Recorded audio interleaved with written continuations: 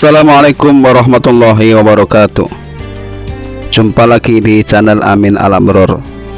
Alhamdulillahi rabbil alamin. Allahumma sholli ala Sayyidina Muhammad wa ala ali Sayyidina Muhammad. Bersyukur kepada Allah subhanahu wa ta'ala, bersalawat kepada baginda Rasul Muhammad sallallahu alaihi wasallam. Mudah-mudahan kita semua mendapatkan syafaatnya beliau fid dini wa dunya wal akhirah. Amin amin ya rabbal alamin. Kisah wali Allah Raden Qasim. Raden Qasim atau Sunan Derajat merupakan putra kedua dari Sunan Ampel dan juga termasuk dalam anggota Wali Songo yang sangat berpengaruh di Pulau Jawa. Beliau merupakan wali Allah yang sangat berjiwa sosial dan bijaksana, terutama dalam mensejahterakan ekonomi dan mengentaskan kemiskinan di sekitar Paciran. Selain itu, beliau juga ahli dalam bidang kesenian dan merupakan pelopor dari terciptanya melodi orkestra gamelan Jawa. Menurut buku sejarah Wali Songo, nama asli Sunan Derajat yaitu Raden Qasim. Beliau lahir sekitar tahun 1470 Masehi dan merupakan putra dari Sunan Ampel bersama Nyai Ageng Manila atau Dewi Condrowati.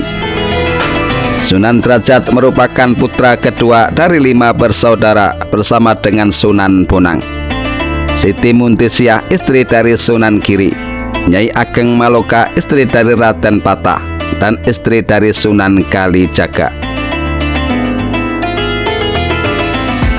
Dari silsilah Sunan Ampel, maka Sunan Derajat termasuk cucu dari Syekh Maulana Malik Ibrahim, seorang perintis dan pelopor pertama yang membawa Islam di tanah Jawa.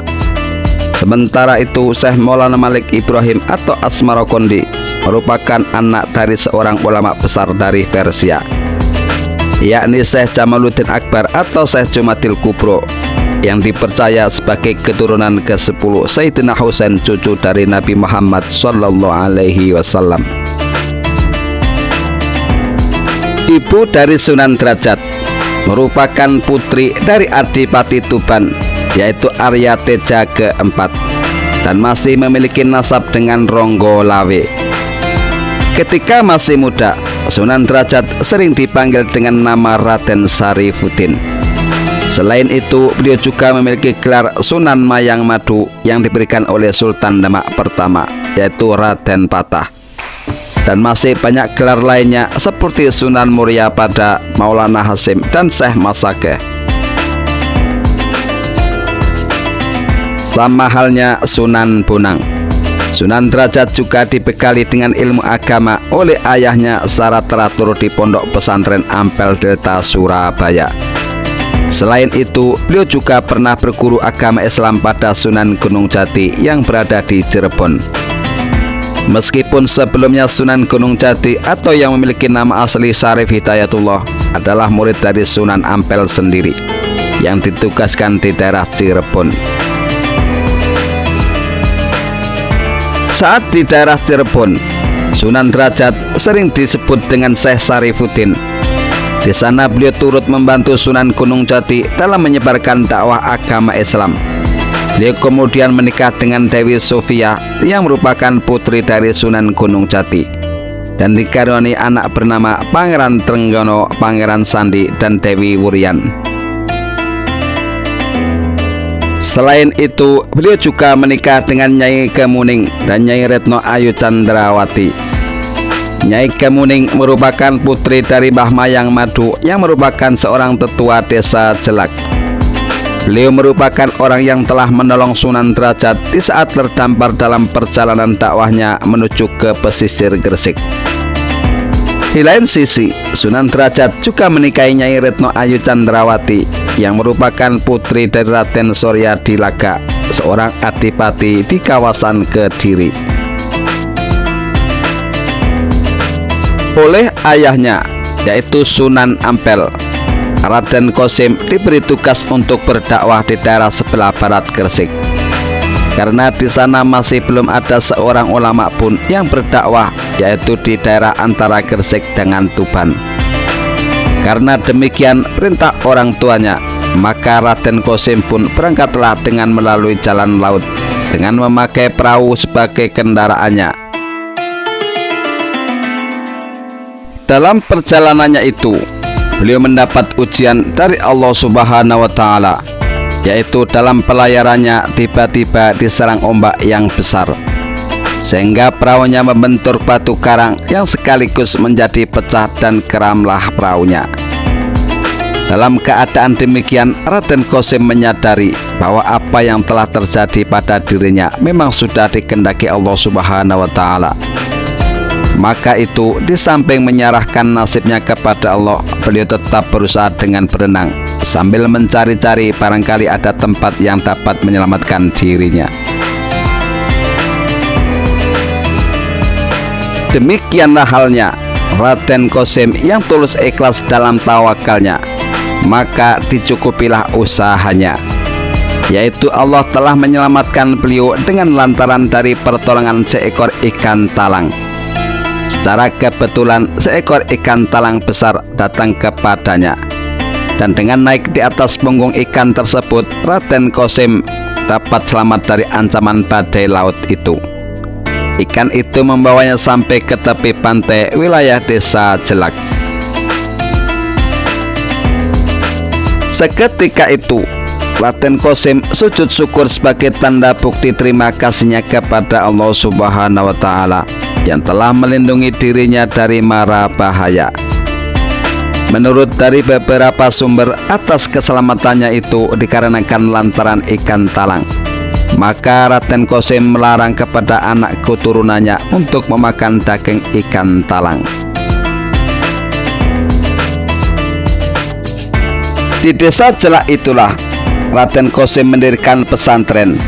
Dalam waktu yang singkat telah banyak orang-orang yang berguru kepada beliau, dan keberhasilannya berkat dari kebijaksanaan dalam cara berdakwahnya. Setahun kemudian di desa Jelak, Raden Qasim mendapat ilham agar pindah ke daerah sebelah selatan, kira-kira jauh 1 kilometer dari desa Jelak itu. Di sana beliau mendirikan musola atau suro yang sekaligus dimanfaatkan untuk tempat berdakwah.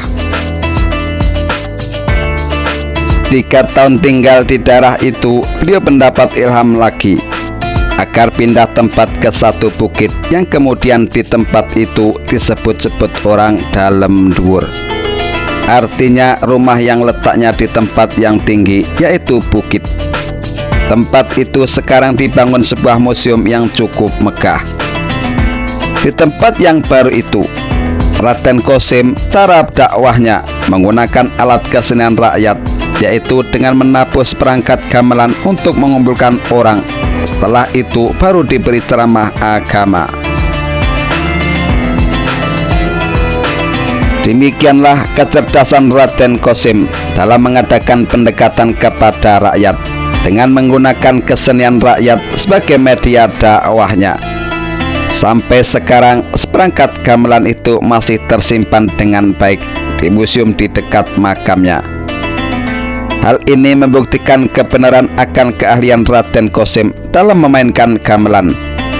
Bahkan beliaulah yang menciptakan lagu Tembang Pangkur, yang sampai sekarang tembang itu masih digemari banyak masyarakat Jawa. Raden Qasim terkenal dengan sebutan Sunan Derajat karena bertempat tinggal di sebuah bukit yang letaknya di desa Derajat. Beliau termasuk anggota Wali Songo yang ikut serta mendirikan Masjid Demak dan Kerajaan Demak.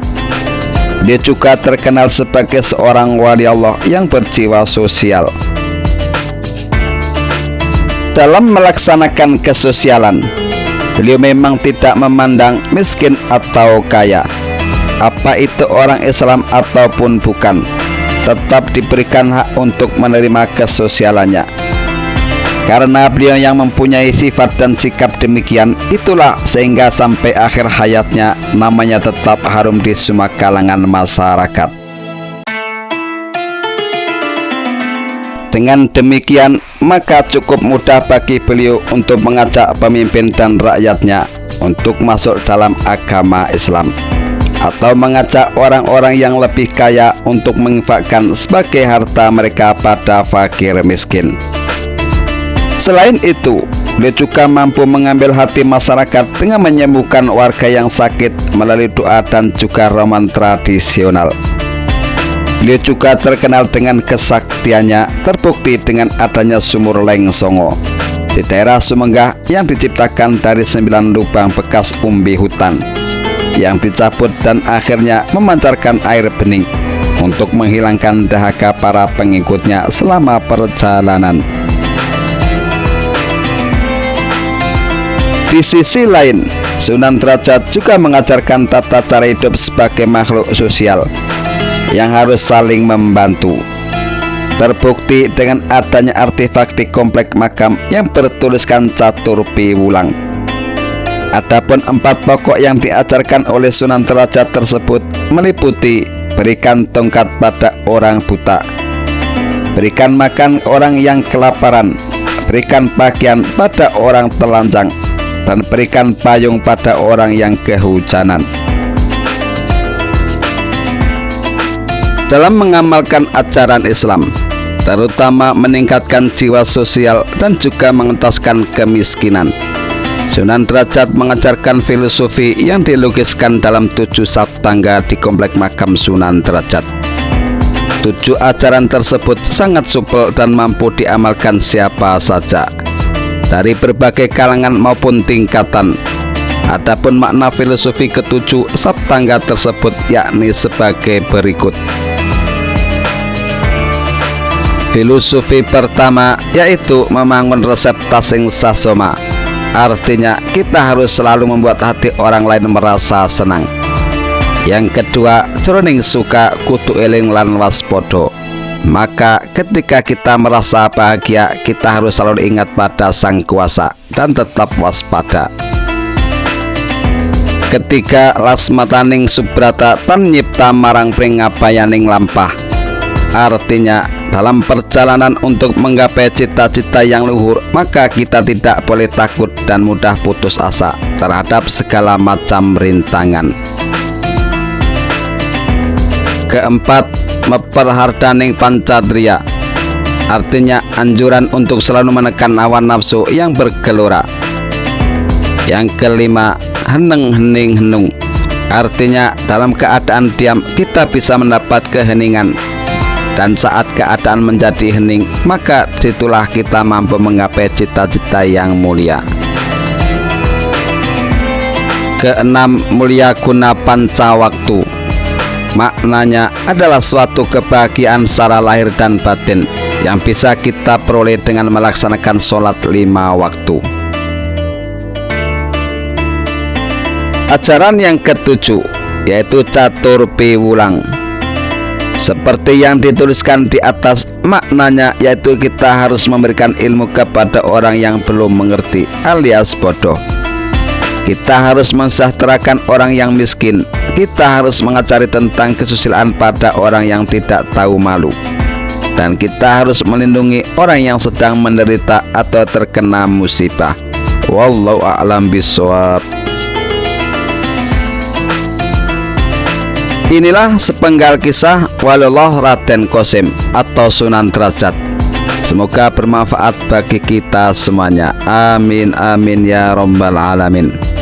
Jangan lupa like, share, dan subscribe. Terima kasih. Akhirul kalam. Wassalamualaikum warahmatullahi wabarakatuh.